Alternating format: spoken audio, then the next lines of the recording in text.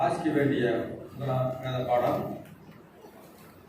லூக்கா எழுதின சுவிசேஷம் 23வது அதிகாரம் 33 தொடங்கி 35 முடிய.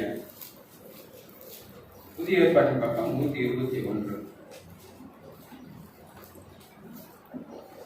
கபாலஸ்தலம் என்று சொல்லப்பட்ட இடத்தில் அவர்கள் சேர்ந்த பொழுது அங்கே அவரையும் அவருடைய வலது பக்கத்தில் ஒரு குற்றவாளியையும் அவருடைய இடது பக்கத்தில் ஒரு குற்றவாளியையும் சிலுவையில் அறைந்தார்கள்.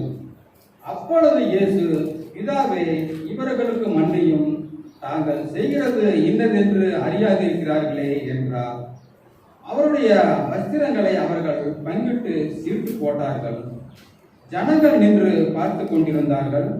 அவர்களுடனே கூட அதிகாரிகளும் அவரை இகழ்ந்து, இவன் மற்றவர்களை இரட்சித்தான், இவன் தேவனால் தெரிந்து கொள்ளப்பட்ட கிறிஸ்துவானால் தன்னைத்தானே இரட்சித்துக் கொள்ளட்டும் என்றார்கள்.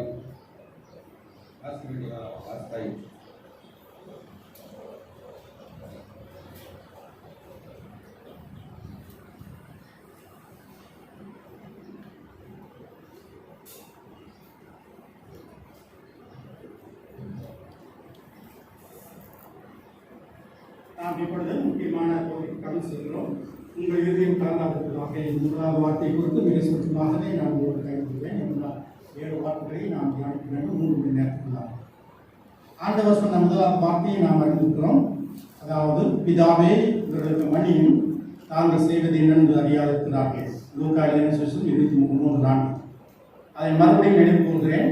அவர் சொன்ன அந்த வார்த்தை, அவர் எந்த மொழியில் பேசின அந்த வார்த்தையை மறுபடியும் வாசிக்கிறேன். அபா சபோ லஹோம் லாகிர் யாட் மனா அப்ஹி என்றுதான் அவர் சொன்னார். அப்படி சொன்ன அந்த அடைமை வார்த்தையுடைய அர்த்தம், பிதாவே, இவர்களுக்கு மன்னியும், தாங்கள் செய்வதை என்று அறியாதிருக்கிறார்கள். சிலுவையை குறித்து பேசும்போது ஒரு கருத்தை நான் தவறி சொல்வதை மறந்துவிட்டேன். சிலுவையின் வடிவத்தை நாம் அறிந்திருக்கிறோம். வெர்டிக்கல் பீம், செங்குத்தான மரம், அடுத்தது ஹாரிசாண்டல், சமநிலையில். அதனுடைய அர்த்தம் என்னவென்றால், வெர்டிக்கல் பீம், செங்குத்தாக இருக்கக்கூடிய மரத்தின் அந்த சிலுவையினுடைய மரத்தினுடைய அர்த்தம் என்னவென்றால், பூமியில் இருக்கிற மனிதன் மேலே இருக்கிற ஆண்டவரிலிருந்து மன்னிப்பை பெற்றுக் கொள்ள வேண்டும். அதற்கு அடையாளம்.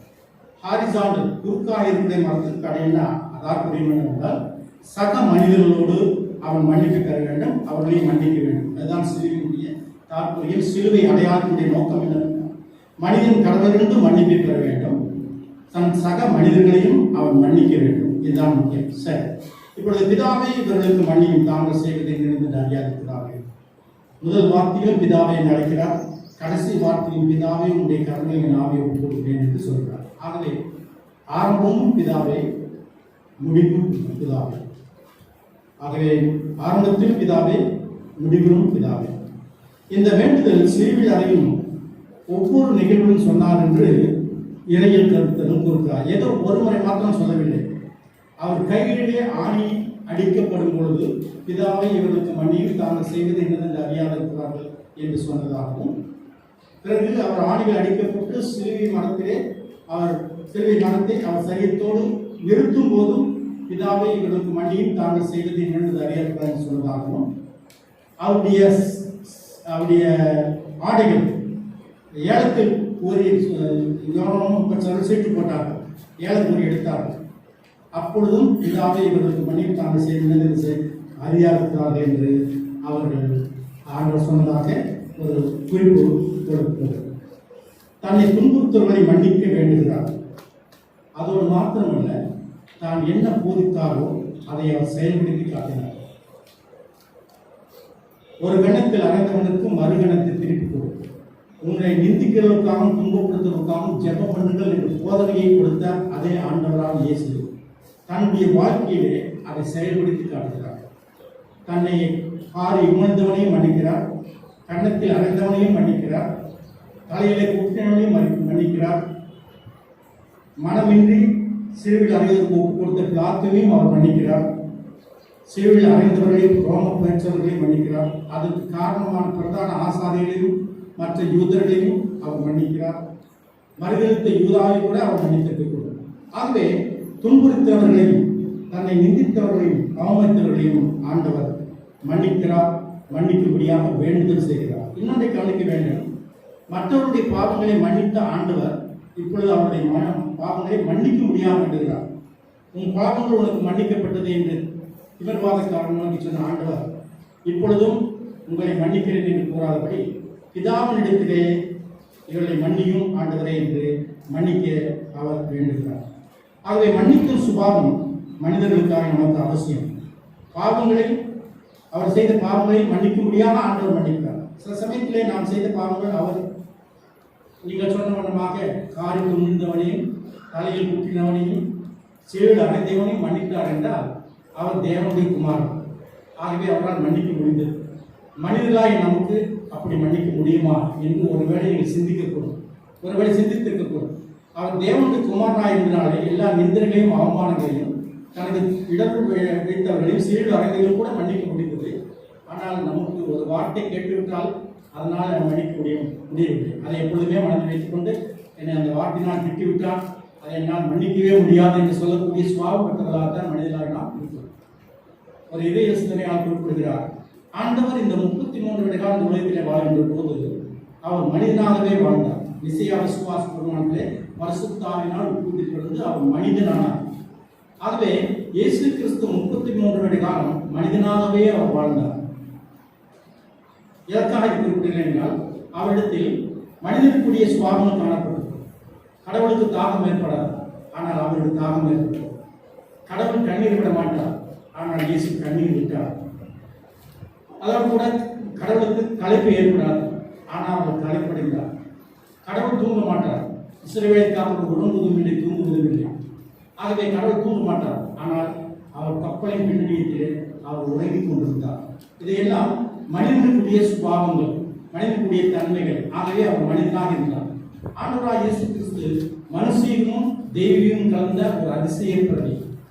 தெய்வீகம் அவரிடத்தில் இருந்தபோது பிசாசுகளை துரத்தினார், காற்றையும் கடலையும் அமைத்தினார், குஷ்டரோகிகளை சுகமாக்கினார், பார்வையர்களுக்கு பார்வையை கொடுத்தார். அவர் மாத்திரமே மரித்து போன மனிதரை கூட உயிரோடு எழுப்பினார். அப்பொழுது தேவனுடைய வல்லமை அவரிடத்தில் இருந்தது. அதே சமயம் மனுஷனுக்குரிய தன்மைகளும் அவரிடத்தில் இருந்தது. ஆகவே இயேசு கிறிஸ்து மற்றவர்களை மன்னித்தார் என்று பார்க்கும்போது அது தேவனுடைய குமாரன் என்று சொல்லி நாம் தப்பித்துக் கொள்ள முடியாது. மனிதர்களாய் நாமும் அப்படிப்பட்ட மன்னிப்பை செய்ய முடியாத, மன்னிக்க முடியாத ஆண்டவர் நம்மை வேண்டுகிறார். மன்னியுங்கள், அப்பொழுது மன்னிக்கப்படுவீர்கள். மற்றவர்கள் குணங்களை மன்னித்தால் தான் ஆண்டவர் நம்முடைய பாவனையை மன்னிப்பார். மனிதர்களால் நாம் அப்படிப்பட்ட மன்னிப்பை செய்ய முடியும். காந்திஜியை கேள்விப்பட்டிருப்பீர்கள். அவர் சிறைச்சாலையில் இருக்கும்போது அவரை மீது கோபம் கொண்டு சிறைச்சாலையில் எட்டி உதைத்தார். அவர் கீழே விழுந்து அவருடைய பல் உடைந்தது. பல்லிலே ரத்தம் அடிந்து கொண்டிருக்கிறது. அப்பொழுது ஆங்கிலேய சிறை அதிகாரி என்ன சொல்லுகிறார்? நக்கலாக கேலியாக என்ன வலிக்கிறதா என்று கேட்கிறார்.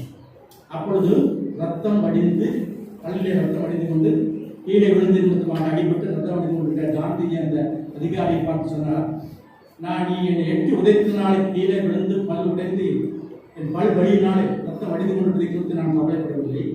நீ என் பலமாக என்னை உதைத்ததினாலே உன்னுடைய கால் சுருக்கி விட்டதோ, உன் கால் வலிக்கிறதோ என்றுதான் நான் கவலைப்படுகிறேன் என்று சொன்னார். காந்திஜியின் ஒரு மனிதன் தான். குஜராத்திலே பிறந்து நம்முடைய தேசத்தில் வளர்ந்து நம்முடைய சுதந்திரத்துக்கு காரணமாக இருந்தவர் தான். அப்படிப்பட்ட ஒரு மனிதர் எட்டி உதைத்தவனை மனப்பூர்வமாக மன்னிக்க முடிந்தது என்றால் நீங்களும் நானும் ஏன் மன்னிக்க முடியாது? மனிதனால் மன்னிக்க முடியும். அதை காந்தி தான் சொன்னார். இயேசு கிறிஸ்துவின் போதனைப்படி இந்தியாவில் உள்ள 2.5 கிறிஸ்தவர்கள் வாழ்ந்து காட்டுவார்கள் என்றால் இந்தியாவில் ஒரு இந்துவை கூட காண முடியாது என்று சொன்னார். ஆகவே கிறிஸ்துவ மார்க்கம் நம்முடைய தேசத்திலேயும் வளர்ச்சியடையாத காரணம், கிறிஸ்துவாய் நாமும் ஒரு காரணம், அது வேறு விஷயம். எனவே நாம் இயேசு கிறிஸ்து அவர்களை மன்னித்தார், அதே போல நம்மால் மன்னிக்க முடியாது என்று சொல்வோம். ஏனால் அது நம்முடைய ஆவுக்குரிய வாழ்க்கையிலே ஏற்பட்ட ஒரு குறைவு என்பதை நாம் கண்டுகொள்ள வேண்டும்.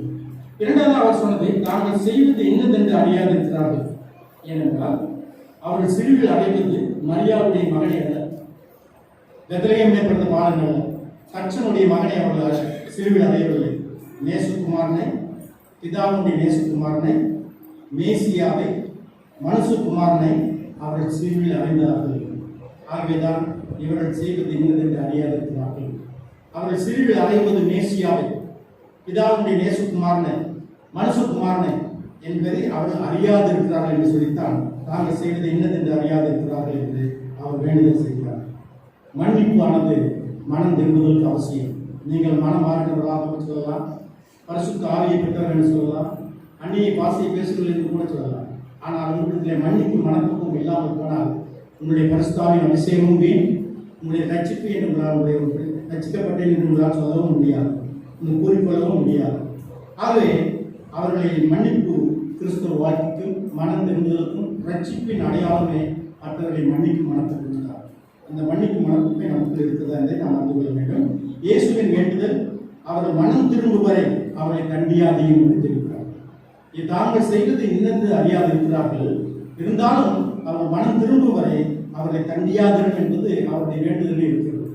தாங்கள் செய்வதை இன்னென்று அறியாது இருக்கிறார்கள் ஆகவே அவர்களை கண்டியாதீர்கள், ஆனால் அவர்களை மன்னியும். அவருடைய வேண்டுதல் கேட்கப்பட்டது. அப்போஸ்தலர் 2:41 3000 பேர் ரட்சிக்கப்பட்டார்கள். பேதுருவை பிரசங்கித்து கேட்டு, ஆகவே அவருடைய வேண்டுதல் கேட்கப்பட்டது, ஜனங்கள் ரட்சிக்கப்பட்டார்கள். முதலாம் வார்த்தையிலிருந்து நாம் கற்றுக்கொள்ள வேண்டிய ஒரு முக்கியமான ஒரு காரியம் வலியுறுத்தப்படுகிறது என்றால் அது இல்லாமல் ரட்சிக்கப்பட முடியாது.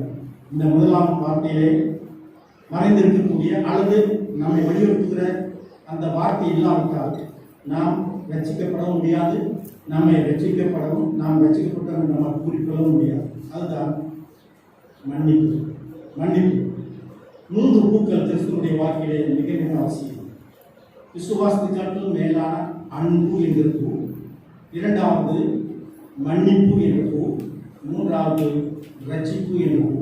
இந்த 3 பூக்கள் இருந்தால்தான் நீ ரட்சிக்கப்பட்டிருக்கிறாய் என்ற அர்த்தம், நீ தேவனுடைய பிள்ளை என்ற அர்த்தம், நீ ஒரு விசுவாசி என்று கோரிக்கொள்ள முடியும். ஆகவே அந்த பூக்களின் ஒன்றாகிய மன்னிப்பைத்தான் ஆண்டவராகிய இயேசு கிறிஸ்து அதனுடைய கடைசி நேரத்தில் சீடு அறியப்பட்ட நேரத்திலே செயல்படுத்தி காட்டினார். ஆகவே அவர் எதை பொறுத்தாரோ அதை செயல்படுத்தார். ஆகவே தான் வேதம் சொல்லுகிறது, நீங்கள் உங்களை வஞ்சியாதபடிக்கு திருவசனத்தை கேட்கிறவராய் மாத்திரமல்ல, அதன்படி செய்கிறவராயும் இருக்கு.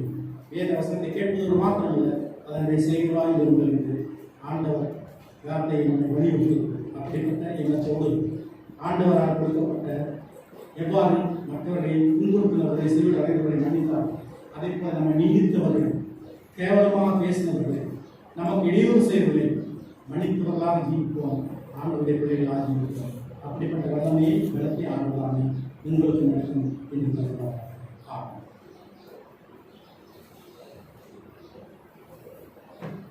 நாம் மீண்டுமாக ஆண்டவருக்கு நன்றி செலுத்த பாமாலைகளிலே 116வது பாடலை பாடவும். இன்றைக்கு நீ என்னுடைய கூட பரதேசி இருப்பாய் என்று மெய்யாக சொல்லுகின்ற வார்த்தைக்கு ஏற்ற பாடல் முதல் 3 கவிகள் மட்டும் நாம் பாடவும். அதன் பின்பு 2ஆம் திருமறை பகுதி வாசிக்க கேட்போம். அமர்வும் 2ஆம் திருமறை பகுதி வாசிக்க கேட்போம்.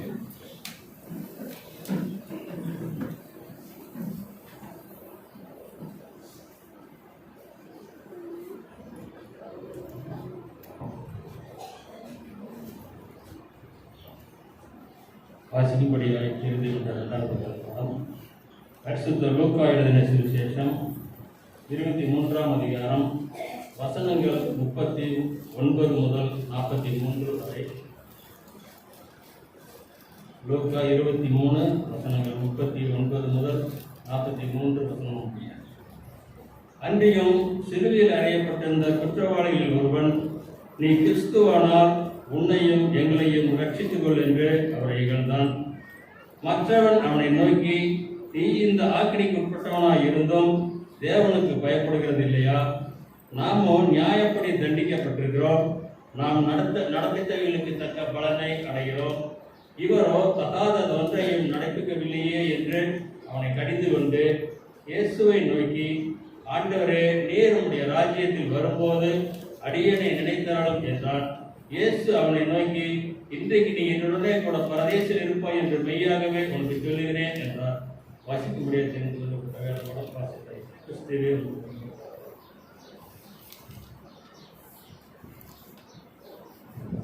நாம் தலையை தாழ்த்தி ஜெபம் செய்வோம்.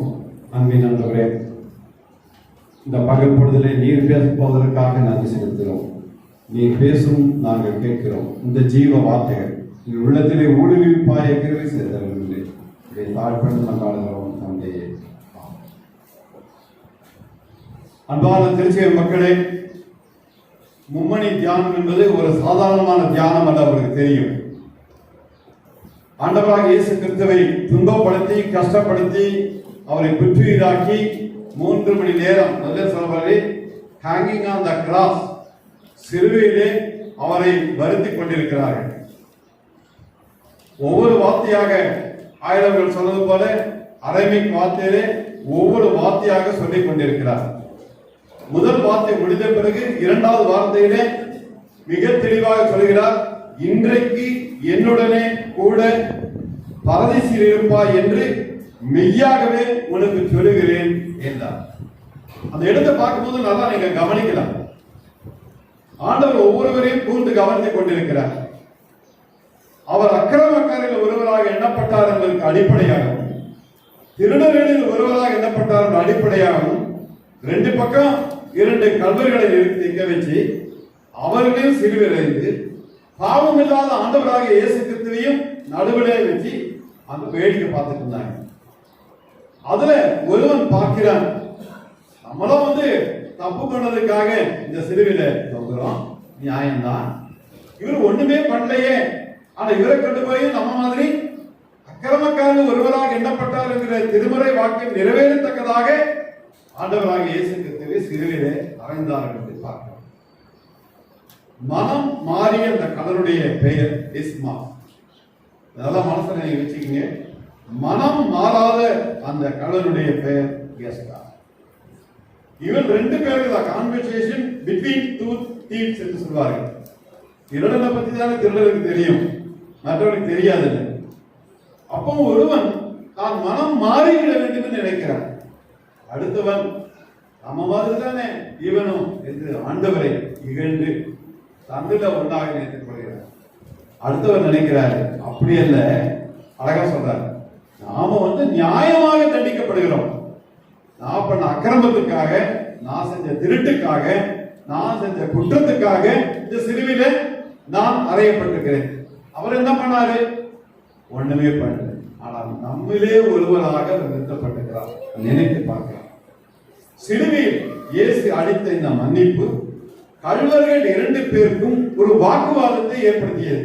ஃபர்ஸ்ட் சொன்னார்ல, மன்னிப்பின் சொருபியாக மன்னிப்பை அவர் தந்தார். 2வது லூக்கா 23ஆம் அதிகாரம் 39ஆம் வசனம், 40ஆம் வசனம், 41ஆம் வசனத்தை பார்க்கும் பொழுது தெளிவாக சொல்லப்படுகிறது. அன்றையும் சிலுவை அறையப்பட்டிருந்த குற்றவாளியில் ஒருவன், நீ கிறிஸ்துவானால், ஒரு கண்டிஷன் கிளாஸ் அவர் கொடுக்கிறார், நீ உண்மையாக கிறிஸ்துவானால் உன்னையும் எங்களையும் ரட்சித்துக் கொள் என்று அவரை இகழ்ந்தான். பாருங்க, ஒரு நல்லவன் இருந்தா ஒரு கெட்டவன் இருந்தான், ஒரு நல்லது இருந்தா ஒரு கெட்டது இருக்குது. எல்லாரும் நல்லவர்களும் அல்ல, எல்லாரும் உலகத்துல கெட்டவர்களும் அல்ல. ஒரு நாணயத்துக்கு 2 பக்கத்தை போல எல்லா இடத்திலையும் சிறப்பு உண்டு, வெறுப்பு உண்டு. அப்படிதான் சொல்றாங்க. என்ன சொல்றாங்க? உன்னையும் என்னையும் ரட்சித்துக் கொள். கேவலப்படுறான். என்னைய நீ ரட்சிப்பு, சிறுவர் தூங்கிட்டா ரட்சிப்பா? உன்னையும் ரட்சிக்கணும், எங்களையும் ரட்சிக்கணும்னு கேவலப்படுறான். இது ஒரு ஏளனத்தின் குரல் என்பதை நாம் மறந்துவிடக்கூடாது. பாவம் இவன் வாழ்க்கையில் வெற்றி பெற்றது. ஏன் இந்த வார்த்தையை சொல்றான்னா, பாவம் அவனுடைய வாழ்க்கையில வின்னாயிடுச்சு. பாவத்தை மேற்கொள்ள அவனால் முடியவில்லை, விட முடியவில்லை. அதை மன்னிக்க நேரத்தையும் சான்ஸையும் விட்டுட்டான். ஆனா மற்றவன் அவனை நோக்கி, நீ இந்த ஆக்கணைக்கு உட்பட்டவனாயிருந்தும் தேவனுக்கு பயப்படுகிறது இல்லையா? அவனும் திருடதான். ஆனா அவனை பார்த்து சொல்றான், நீ இந்த ஆக்கணைக்கு உட்படுத்த, நீயும் சிறுவிடதான் தொங்கிட்டு இருக்கிற, நீ பயப்படுகிறது இல்லையா அப்படின்னு கேட்கிறான். நாமோ நியாயப்படி தண்டிக்கப்படுகிறோம். நீயும் நானும் திருடருங்க, நீயும் நானும் குற்றவாளி. நான் நியாயப்படி நம்ம தண்டிக்கப்படுகிறோம். நான் நடத்தி பெற்றவர்களுக்கு தக்க பலனை அடைகிறோம். இதுதான் பலன். அந்த காலத்துல ஒரு குற்றம் செஞ்சா சிலுவை மரணம் என்பது சர்வசாதாரணமாக நடைபெற்ற ஒரு நிலை. இவரோ தகாதொன்றையும் நடைபிக்கவில்லை என்று அவனை கடிந்து கொண்டு, பக்கத்துல இருக்கிற கடிந்து கொண்டான். இயேசுவை நோக்கி ஆண்டவராக இயேசுவை பார்த்து கேட்கிறான், நீர் உம்முடைய ராஜ்யத்தில் வரும் பொழுது அடியேனை நினைத்தரணும் என்றான். ஏன் அந்த வார்த்தையை அந்த திருடன் சொன்னான் என்றால் அவனுக்கு ஒரு நம்பிக்கை இருந்தது, ஒரு விசுவாசம் இருந்தது, ஒரு அழைக்க முடியாத ஆணித்தனமான நம்பிக்கை இருந்தது. ஆண்டவரால் என்ன ரட்சிக்க முடியும்? அவர் ரட்சிக்கிறது வேற, அவர் கடவுள். உணர்ந்துட்டான். ஆனால் அவர் மூலமா அந்த ரட்சிப்பை நாம் பெற்றுக்கொள்ள வேண்டும், அவர் போறதுக்கு நான் போக வேண்டும் என்ற அவாவில தெளிவாக சொல்கிறான், ஆண்டவரே என்னையும் நீங்கள் ஏற்றுக்கொள்ள வேண்டும், நினைத்தருடும் என்றான். சில டைம் நம்ம சொல்லுவோம் இல்ல, கலோக்கியல் லாங்குவேஜ் நம்ம பேசும்போது, ஐயா தயவுசெய்து என்ன நினைச்சிக்கீங்க, அம்மா என்ன கொஞ்சம் தயவுசெய்து நினைச்சிக்கீங்க, சர்வசாதாரணமா நம்ம பேசுவோம்.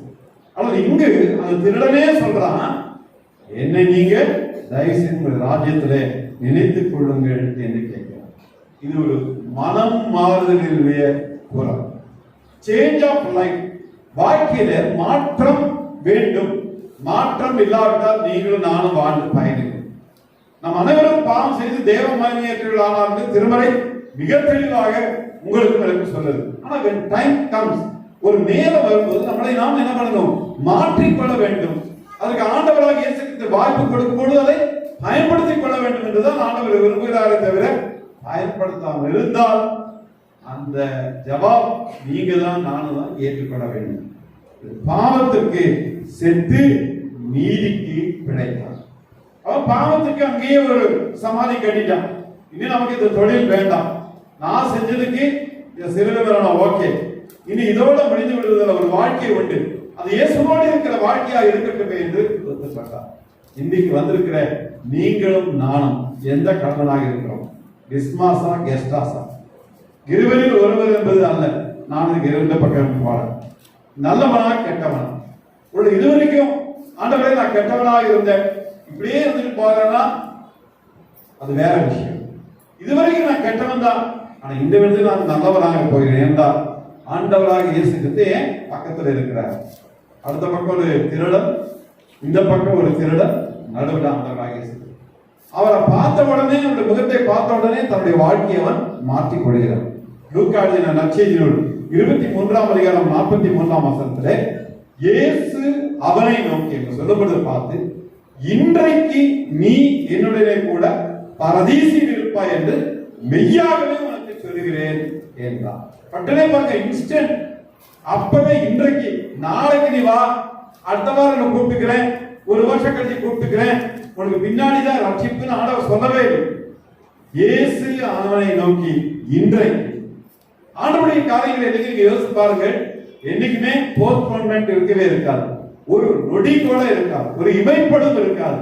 ஆண்டவர் நினைத்தார் என்றால் இப்பொழுதே, இன்றே, இந்த சடமே மாறுவது என்பதுதான் ஆண்டவருடைய காரியம். அழகாக சொல்கிறார், இன்றைக்கு நீ என்னுடனே கூட பரதீசில் இருப்பாய் என்று மெய்யாகவே சொல்லுகிறேன். இது ஒரு அருளின் குரல். அன்பு கள்ளனின் இந்த திரள் பாவத்தை மூடியது, பரதீசை அவனுக்கு அளித்தார். ஒருவனுக்கு ரட்சிப்பு, மற்றவனுக்கு ஆக்கினை. ஒருத்தருக்கு டிக் மார்க், ஒருத்தருக்கு இன்டோ மார்க். எந்த லைன்ல நம்ம இருக்கிறோம், நீங்கள் நாமளும் நம்ம தான் பார்த்துக்கணும். நமக்கு டிக் மார்க் கிடைக்கிறது என்றால் மகிழ்ச்சி, ரைட். இல்ல நமக்கு இன்டோ மார்க் கிடைக்கிறதுனா இன்னும் இந்த திருடனை போல வெளியிலேயே இருக்கிற, இப்படி நான் குடிச்சவரா போறேன்னு நம்ம முடிவு பண்ணிட்டு வந்தோம். எனவே இரண்டு கல்வர்களில் எப்படிப்பட்டவனா இருக்கிறேன்? உலகத்தில் பிறந்த யாரும் பாவம் செய்ய சொல்லவில்லை, பாவம் செய்யாமல் யாரும் இல்லை. ஆனால் நேரம் வரும்பொழுது பயன்படுத்திக் கொள்ள வேண்டும். அப்படிதான் அந்த திருடன் பயன்படுத்திக் கொண்டான். இன்றைக்கு விட்டா நமக்கு சான்ஸ் கிடைக்காது, இதுவரைக்கும் நம்ம செஞ்சதுதான் தப்பு. ஆண்டவரை பக்கத்துல பார்க்கும்போது இன்னைக்காவது எனக்கு அந்த இடம் கிடைக்குதுன்னு சொல்றோம். பாரடைஸ் என்று ஆங்கிலத்தில் சொல்வாங்க. பரதீஸ் என்கிறது ஒரு பாரசீக வார்த்தை. அது ஒரு குளிர்ந்த நீரோடைகளையும் நிழல் தரும் மரங்களையும் கொண்ட மன ரம்மியமான தோட்டம். இன்னும் கொஞ்சம் சுருக்கமா சொல்ல வேண்டும் என்றால், ஏதேன் தோட்டம் எப்படி இருந்தது, அதை போல ஒரு தோட்டம் அல்லது நந்தவனம் என்று அது கருத்தாகும். எனவே அந்த விதமான ஒரு தோட்டத்துல பாரடைஸ், பரதீசுக்கு போறோம், பாரடைஸுக்கு போறோம், ஆண்டவர் இருக்கும் இடம், அதுதான் பரதீஸ், பாரடைஸ். அந்த இடத்துக்கு தான் நீங்களும் நானும் என்ன பண்றோம், டிரான்ஸ்பர் ஆகி போகணும். உலகம் யாருக்கும் சதம் அல்ல. எத்தனை ஆண்டுகள் இருந்தாலும் ஒரு நாள் உலகத்தை விட்டு நீங்களும் நானும் போய்தான் ஆகணும். எப்ப போகிறோம் தான் தெரியாது. ஆண்டவர் எல்லாம் அழகா சொல்லியிருக்காங்க, எல்லா விஷயம் எங்களுக்கு கரங்களிலே வரையப்பட்டிருக்கிறது சொல்லியிருக்கிறார். எனவே இந்த விஷயத்தை பார்க்கும் பொழுது இந்த வார்த்தை விசுவாசிகளுக்கு அருளப்படும் 3 வரப்பிரசாதங்களாக சொல்லப்படுகிறது. ஒன்று, மரித்த பின்னும் தொடர்ந்து நடைபெறும் ஜீவியம். இது எங்கே மட்டும்தான் இருக்குன்னா கிறிஸ்தவத்துல மட்டும்தான் இருக்கு. மற்ற இடத்துல எல்லாம் அதோட சாப்டர் முடிஞ்சது. அப்புறம் தான் வேற மாதிரின்னு சொல்றது உங்களுக்கு தெரியும், நமக்கு தெரியும். ஆனா கிறிஸ்தவத்துல உங்களுடைய என்னுடைய நம்பிக்கை அப்படி அல்ல. மரித்தாலும் நான் பிழைப்பேன், செத்து போயிட்டாலும் எனக்கு பின்னாடி ஒரு வாழ்க்கை உண்டு. தாயின் கருவிலே உருவாகும் முன்னே உன்னை அறிந்திருக்கிறேன்னு சொன்ன ஆண்டவர், தாயின் கருவிலே குழந்தை உருவாகும் போது ஆன்மாவை கொடுக்கிற ஆண்டவர் அதே ஆன்மாவை மட்டும்தான் எடுத்துக்கொண்டார தவிர வேற ஒன்று எடுத்துக்கொள்ளவில்லை. அதே ஆன்மாவை தான் அவர் 2ஆம் வருகையில திரும்ப தருகிறார். அப்பொழுது கல்லறைகள் எல்லாம் வெடித்து சிதறி உயிர்ப்பிக்கப்படவிருக்கிறோம். இதுதான் கிறிஸ்தவருடைய அடிப்படை தாற்பயம் என்று சொன்னால் அது மிகையாக. மரித்த பின்னும் தொடர்ந்து வாழ்க்கை நடைபெறுவதை அந்த திருடன் புரிந்து கொண்டார். அடுத்ததாக, கிறிஸ்துவின் தோழமை என்னுடனே கூட இருக்கிறார். ஆண்டவர் ஒரு டாப் லெவல் கொடுக்கிறார். இதுவரைக்கும் ஒரு டாப் அப் தரார். இதுவரைக்கும் நீ திருடனா இருந்த, இனிமேல் நீ பரதேசிக்கு வந்து நீ எங்க இருக்கிற, ஏன் கூட நீ இருக்கிற. பாருங்க, சாதாரண ஒரு திருடனுக்கு இந்த சான்ஸ் கிடைக்குமா? இன்னைக்கு உங்களிடத்துல என்னிடத்துல ஆண்டவர் வந்து இதுவரைக்கும் நீ இருந்தப்பா, இனிமேல் அப்படி அல்ல, என்னோட வா, என் பக்கத்துல உட்கார வச்சுக்கிறேன். நம்ம என்ன பண்ணுவோம், உடனே ஆமாண்டவரே எஸ் ரெடி வரேன்னு சொல்லுவோம். அந்த வாய்ப்பு அவனுக்கு கிடைத்தது. அடுத்து, பூலோக வாழ்க்கையின் வேதனைகள் அனுபவித்த ஆத்மாவுக்கு அது ஒரு இளைப்பாறுதல் இடம் தான். இளைப்பாறுதல் அவசியம் வேணும். நம்மளே சில வேலை செஞ்சா கொஞ்ச நேரம் ரெஸ்ட் எடுக்கிறோம், எனக்கு இளைப்பாறுதல் தேவை என்று சொல்கிறோம். ஆனால் இந்த இளைப்பாறுதல் ஆண்டவரோடு இருக்கிற இளைப்பாறுதல், பசையும் பட்டினியும் இல்லாத இடத்துல இருக்கிற ஒரு இளைப்பாறுதல். மனுஷனோட இருப்பதை நிறைய பிரச்சனை உண்டு, உங்களுக்கு எனக்கு தெரியும். மனுஷன் நம்மளை விட்டு விடுகள் என்று திருமறை மிக தெளிவாக சொல்கிறது. எப்பேற்பட்ட ஆளா ஒரு நாள் ஆட்ட கழுத்தை அர்த்த மாதிரி கழுத்தை அறுத்துருவோம். ஆண்டவர் அப்படியே ஆண்டவரோடு இருக்கும் பொழுது முகமலர்ச்சியோடு சந்தோஷத்தோடு ஆண்டவருடைய பிள்ளைகளாக நீங்களும் நானும் எப்பொழுதும் ஆண்டவரோடு இந்த பரிசுத்த வாழ்க்கை வாழ்கிற இடத்துக்கு உயர்த்த போகிறாங்களா, அதை கடவுளால் கொடுக்கப்பட்ட ஒரு மிகப்பெரிய கிருபை என்று சொன்னால் மிகையாக. சிறுவிக்கு தொங்கிக் கொண்டிருந்த கடைசி நேரத்தில் காலம் தாழ்த்தாமல் பாருங்க, டைம்லி ஹெல்ப் ஃப்ரம் காட், ஆண்டவரிடத்தில் கிடைக்கிறத போஸ்ட்போன் பண்ணாம அவன் கனிந்த குரலுக்கு கருணை உள்ளத்தோடு ஆண்டவர் குரல் கொடுத்தார். அவன் கேட்டதுக்கு ஆண்டவர் ரெஸ்பாண்ட் பண்ணாம கூட இருந்திருக்கலாம், பதில் சொல்லாம கூட இருந்திருக்கலாம். ஆனால் அவர் அவன் பண்ணல. அப்ப அவன் திருட சொல்றது ஆண்டவர் காது கொடுத்து கேட்டார். இன்றும் நீங்களும் நானும் எந்த நோக்கத்தோடு இந்த ஆலயத்துக்கு வந்திருக்கிறோமோ, சொல்லுகிற ஒவ்வொரு சொல்லுக்கும் every word is important, every action is a reaction. ஒவ்வொன்றுக்கும் ஆண்டவர் செவி கொடுக்கிற ஆண்டவராக இருக்கிறார். ஏதோ கேட்டுட்டு காதை பஞ்சு போட்டு டைட்டா அடைச்சிக்கிற ஆண்டவராக அல்ல. இன்றும் ஆண்டவர் உங்களிலே என்னுடைய குறைகளை கேட்கிற ஒரு ஆண்டவராக இருக்கிறார். அந்த கனிந்த குரலுக்கு ஆண்டவர் குரல் கொடுத்தார். நாளைக்கு அல்ல, இன்றைக்கே என்று அவர் சொன்னார். ஆள் மூலமாக அல்ல, யாரோ ஒரு மூலமாக என்னுடனே இருக்கிற பாக்கியம் உனக்கு தருகிறேன் என்று ஆண்டவர் சொன்னார்.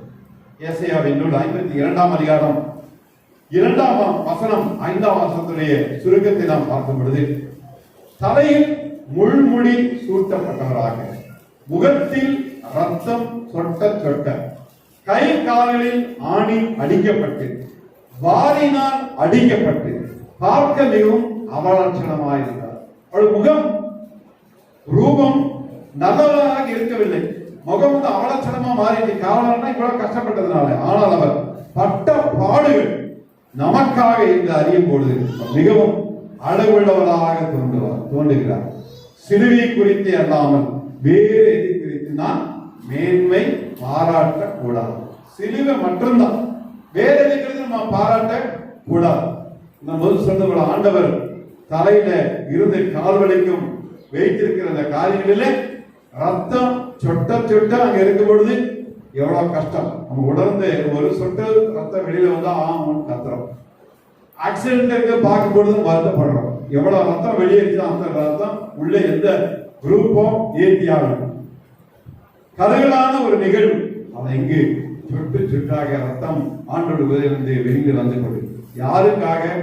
உங்களுக்காக, எனக்காக, நமக்காக, நான் செய்த அக்கிரமத்துக்காக, நாம் செய்த பாவங்களுக்காக, பாவமே இல்லாத ஆண்டவராக இயேசு அந்த சிலுவையில அவர் அறையப்படுறார்.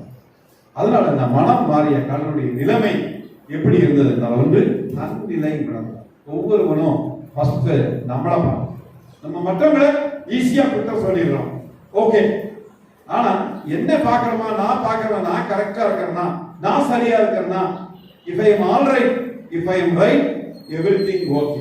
நான் சரியா இருந்தா எல்லாத்தையும் சரியா வைத்துக் கொள்ள முடியும்.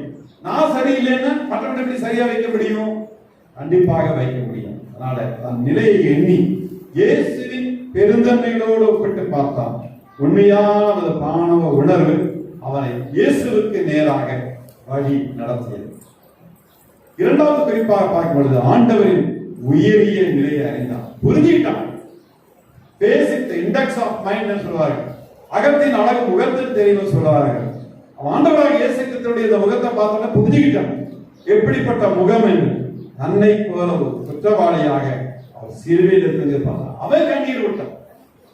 ஏன்னா நம்ம ஒண்ணுமே பண்ணல, பக்கத்துல இருக்கிற அடுத்த ஃப்ரெண்டோட டிஸ்கஷன் பண்றான். அவன் தன் குற்றத்திற்காக தொங்கினான். அவன் ரட்சகர் உங்களுக்காக, எனக்காக, உலக மக்களுக்காக அந்த சிலுவையில் தொங்கினார் என்பதை நான் நினைவு கூற வேண்டும். ஐயா சொல்லும்போது அழகா சொன்னாங்க, நீங்க நல்ல வெள்ளி என்று ஏன் பெயர் வந்தது?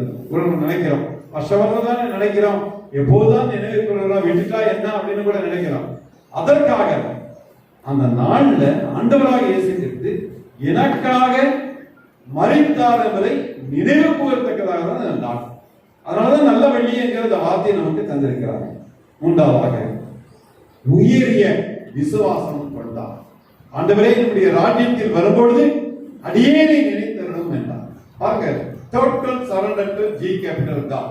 ஆண்டவருக்கு முழுமையாக தன்னை ஒப்பு கொடுத்தான். அந்த ஒப்பு கொடுத்தல் உங்களுக்கும் எனக்கும் இருக்க வேண்டும். ஆண்டவருடைய ராஜ்யம் உண்டு என்பதை தெளிவாக புரிந்திருந்தார். இயேசுவோடு இருந்த சீடர்கள் இந்த ராஜ்யம் உண்டு என்று எண்ணவில்லை. எண்ணி இருந்தால் இயேசுவோடு அவர்கள் மறிக்கவும் தயாராக இருந்திருப்பார்கள். அந்த இடத்துல ஆண்டவருடைய சீடர்கள் யாரு இருக்குள்ள எல்லாம் என்ன பண்ணிட்டாங்க? ஓடி போயிட்டாங்க. காரணம் என்னவென்றால், நம்ம யாராவது பிடிச்சி போட்டுருவாங்களா, இந்த மாதிரி சிறுவில் அறிஞ்சிருவாங்களாங்கிற ஒரு பயம். கூட இருந்து 3 ஆண்டுகள் பணி செய்த மக்கள் பயத்தினால் நடுங்கி ஓடினார்கள். நான்காவது குறிப்பாக வாழ்வு தருவார் என்று நம்பினார். இயேசுவை முற்றிலும் இந்த திருடன் நம்பினார். ஆண்டவர் இந்த இரு கல்வர்களில் 3 கடல்களை போல ஆண்டவர் தொங்கினாலும் அப்படிப்பட்ட நேரத்திலும் அவர் வாழ்வு தருவார் என்று நம்பினார். வாழ்வளிக்கும் குடரை அவர் பெற்றுக்கொண்டார். லைஃப், வாழ்வு என்பது சாப்பிடுறது, தூங்குறது, உடுப்பது என்று மட்டுமல்ல, உணவு, உடை, இருப்பிடமல்ல, அடிப்படை தேவைகள் மட்டுமல்ல, மனிதனாய் வாழ்வது என்பது மற்றவர்கள் சாட்சியாக இருக்கிறது.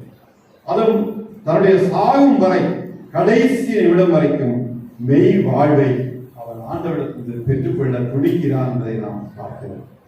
இறைவனை பிரிந்திருப்பதுதான் சாவே ஒழிய உடலில் இருந்து உயிர் அழிந்து போவது சாவு அல்ல. படிக்கிறதெல்லாம் கவனிச்சுக்கீங்க. இறைவனை பிரிந்திருப்பதுதான் சாவு.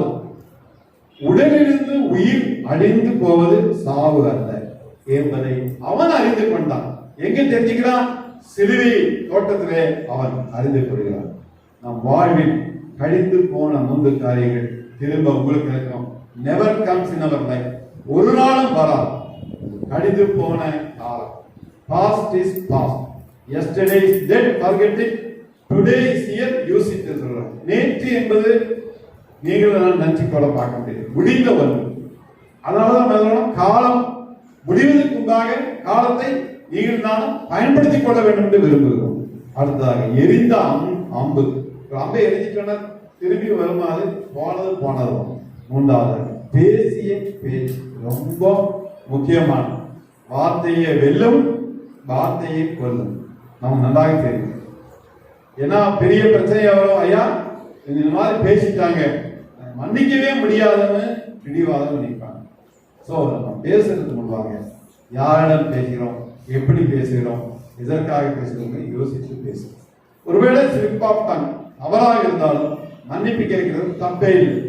இஃப் ஐ நாட் கரெக்ட், தவறு என்றால் மன்னிப்பு கேட்டுக்கொள்ளலாம். அப்படி கேட்பதற்கு பதிலாக சரியான வார்த்தைகளை பயன்படுத்த வேண்டும். ஆண்டவர் உங்களிடத்திலே இடத்திலே விரும்புகிறார். எனவே அந்த திருடன் சான்ஸை மிஸ் பண்ணிட்டா இங்க எந்த காலத்திலும் அது கிடைக்காது என்று புரிந்து கொண்டார். அருமையான கடவுளுடைய பிள்ளைகளே, நமக்கு நேரம் இன்றி விடவில்லை. காலமெல்லாம் இயேசுவை பற்றி பேசுகிறதாம்.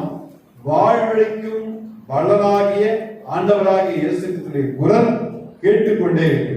அதுக்கு நம்ம ரெஸ்பாண்ட் பண்றோமா இல்லையாங்கிறது நம்ம கையில் தான். ஆண்டவர் சொல்லுகிறார், இதுவரைக்கும் நீ செஞ்சது போதும், என்னிடத்துல வாங்குகிறார். உடலை விட்டு உயிர் பிரிந்து போவது சாவல்ல, இறைவனை விட்டு மனிதன் பிரிவதே சாவு.